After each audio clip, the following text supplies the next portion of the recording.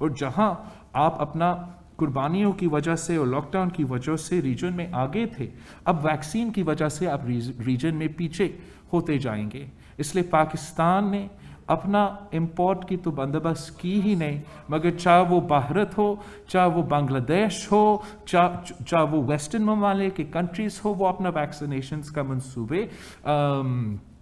پر تیزی سے آگے بڑھتے جا رہے ہیں۔ ہم تو جنوری میں ایکسپیکٹ کر رہے تھے، سندھ حکومت جنوری میں ایکسپیکٹ کر رہا تھا کہ ہم اپنا اس پروگرام کو رول آؤٹ کر سکیں گے۔ ہمیں کہا گیا تھا کہ جنوری تک آپ اپنا تیاری کریں تاکہ اس ویکسینیشن کا جو ہم منصوبہ جو طریقہ کار ہے وہ ہم شروع کر سکتے ہیں۔ اس پہ ہم نے اپنا تیاری، جو اپنا فرنٹ لائن ورکرز ہے، سب سے ونربل اور سب سے امپورٹنٹ جنہوں نے ہمیں کور کرنا ہے، وہ سب تیار کر لیا، سب دفتریں جو بھی میکنزم ہونا تھا، لیکن اب تک ویکسین پہنچا ہی نہیں ہے۔ اور ابھی ہمیں جو اندازہ ہو رہا ہے وہ یہ ہے کہ ہمیں بہت ہی انتظار کرنا پڑے گا، اور یہ دو وجہ سے نقصان دہ ہیں۔ یہ اس لیے بھی نقصان دہ ہے کہ جتنا جلدی آپ یہ کام کریں اتنا ہی جلدی آپ اپنے عوام سے ان مشکلات سے نکال سکتے ہو۔ اس لیے بھی ناانصافی ہے کہ ہم انصاف کے تقاضے میں یہ ویکسین ڈرائیو پھر نہیں کر رہے ہیں۔ حکومت صرف اور صرف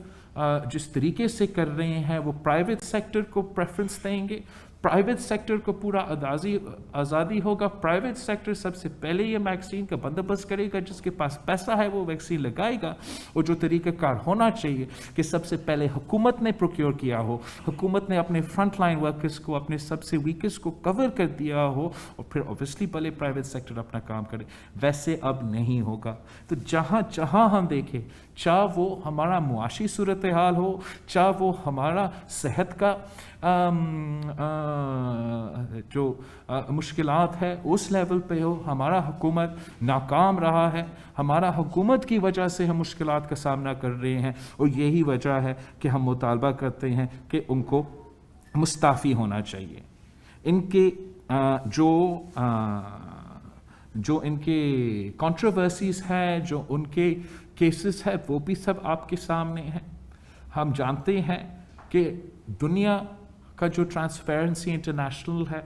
وہ بھی کہتا ہے کہ پاکستان کی کرپٹ ترین حکومت طریقہ انصاف کا حکومت رہا ہے، کہ طریقہ انصاف کی حکومت کے دوران چاہے وہ بلین ٹریز کا سونامی کا سکینڈل ہو، چاہے وہ BRT کا منصوبہ کا سکینڈل ہو، چاہے وہ فورن فنڈنگ کیس کا جو آج تک کوئی جواب نہیں ملا ہے، جس پہ سنگین الزامات لگے ہیں کہ PTI فورن سپانسرڈ ایک جماعت ہے، ان کے اپنا ممبر یہ نے اس الزام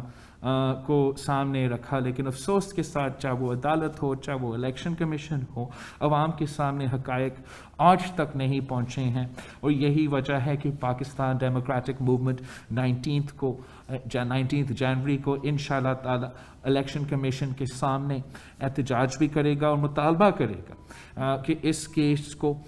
کنکلوژن کی طرف لے کر جائے، اور جو یہ سارے ایشوز ہیں، یہ سارے الزامات جو ہیں وہ پاکستان کے عوام کے سامنے لایا جائے، ہمیں بتایا جائے کہ یہ کون سے ممالک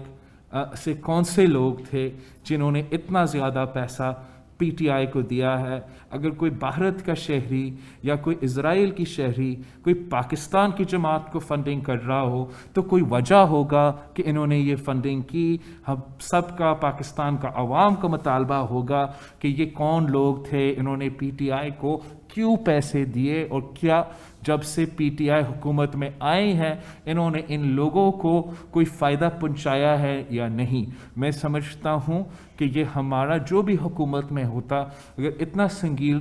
الزام اتنا سینئر بندہ کی طرف سے ثبوت کے ساتھ آ رہا ہوتا تو اکراس دا بورڈ اکاؤنٹیبلٹی کے جو مطالبات ہے اس کے مطابق یہ حقیقت پاکستان کے عوام کے سامنے اب تک رکھا جانا چاہیے تھا۔ تو ایک بار پھر انشاءاللہ تعالی ہم 19 جنوری کو الیکشن کمیشن کے سامنے یہ مطالبات سامنے رکھیں گے، اور امید ہے کہ ماضی کی طرح ہمیں مایوس نہیں کیا جائے۔